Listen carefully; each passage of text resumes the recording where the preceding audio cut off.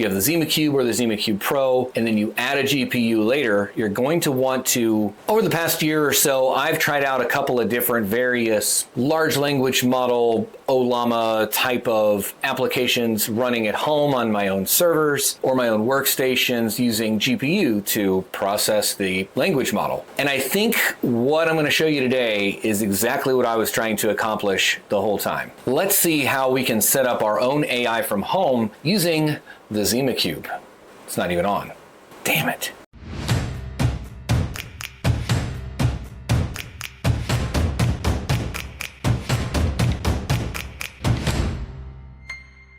This guy is an Nvidia RTX A2000. It is a 12 gig VRAM model. You can see it's a really small form factor, super tiny. The cage that I have actually is too big for what we're trying to do. The ZimaCube has a PCI slot in it, so you can add cards like this, like a video card or extra networking, extra storage, whatever's needed for your Homelab or workloads. So I picked this up super cheap on eBay. I took off the front panel completely because I'm not going to be using it for video output. The reason I went with this specific card is it doesn't require any additional power inputs. It takes all its power from the PCIe slot. Might help if we turn it on.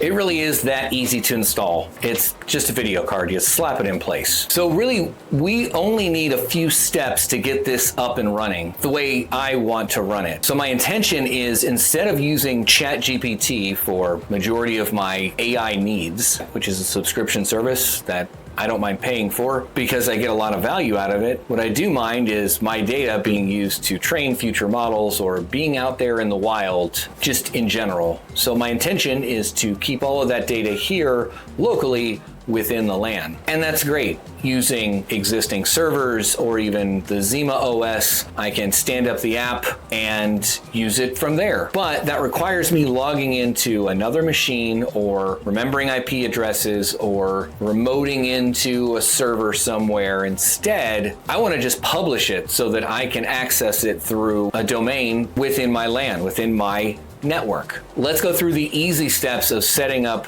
Llama on the ZimaCube. Here we are, this is my ZimaCube. We're gonna log in real quick. We can see I've got my open WebUI application here already installed. If you have the ZimaCube or the ZimaCube Pro, and then you add a GPU later, you're going to want to uninstall your open WebUI application or any kind of AI apps that you intend on using. Install your GPU, and then reinstall your AI apps. I'm not sure why, but that's how I got the application to recognize that there's a GPU in my machine, because if not, it's just going to peg your CPU like crazy. So back here into our ZimaOS, if you don't have open WebUI, come up to your app store and just search. And there's a couple of different models here. You can try whatever works best for you. This is the one that I use from this developer. When you log into this application for the first time, it's going to ask you to create a user account. Kind of a pain, but I get it. That user account stays locally in your LAN, in your machine. It's not like you're signing up for an account on somebody else's server or some other services. So keep that in mind when you're doing this. So you sign up, you create your account. It's going to ask you for an email address. You don't have to use your real email address. It doesn't check. Here we are. We're up and running. You're not going to have models right away. You'll have to come up here and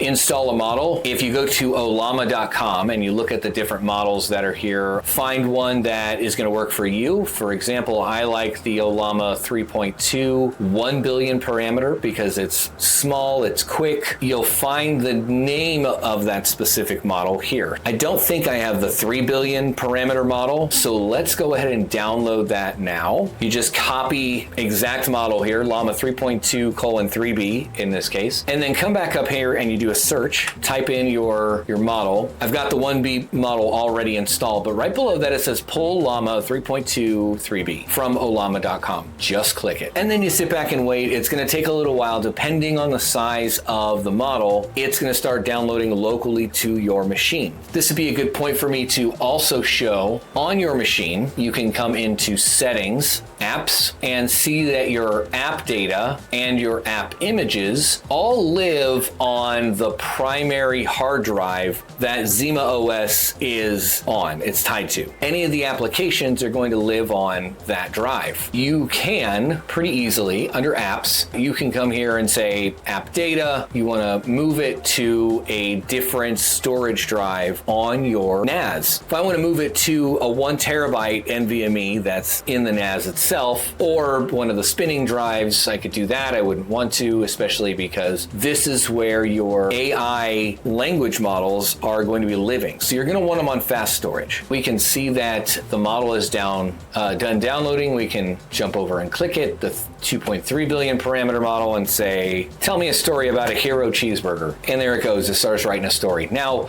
we can see right over here that the GPU is being used and the CPU is being used as well. Well, that sound means that the model's done, wrote our story. Why did the AI get jaded after working in a data center for years? Because it was overtrained. There's a lot of neat features about WebUI running on ZimaCube, specifically because everything is bundled, everything's packaged together. So when I run this same setup on another system, it's more difficult to set up because we've got Llama as a separate application from WebUI as a separate application, running in Docker, all the things have to communicate and networks have to align, and it's on a separate machine, so you have to remote into it to use it. And at that point, you can use something like LM Studio that's also all-encompassing. Kind of a pain, not what I'm trying to accomplish here. So here, let's look at this as an example. So I wanted to show you this because I'm running this in a VM in Proxmox before I pop the console out and actually start using it. This is Windows 11 running in a virtual machine. So if I went to gogpt.local and sign in, it's in light mode, but does this look familiar? That's super easy and exactly what I was trying to accomplish. I was hoping for, right? So I can, in theory, any machine that's within the network or VPN'd into my home network, I can go to gogpt.local. I don't have to remember IP addresses. I don't have to remember ports. I don't have to log into the NAS to use the app. So now let's go through and see what it takes to get that set up and running from scratch. By the way, if you've made it this far in the video and you learned something today, smash that thumbs up button. It really helps the channel. So the things I mentioned earlier that I said I'm going to need for this are the ZimaCube or an AI server, Pi-Hole for DNS resolution, and Nginx for reverse proxy. This is how I have it set up. You can set your things up however you like. I'm not a big fan of Docker because I don't understand all the commands yet. I'm learning it. I'm getting there. Bear with me. But for now, my Pi-Hole is running on an Ubuntu VM. So you get the IP address of your AI server, and you're going to want to write that down. So you go through, you set up Pi-Hole. As you go through the process of setting up Pi-Hole, it's going to ask you if you want an admin dashboard.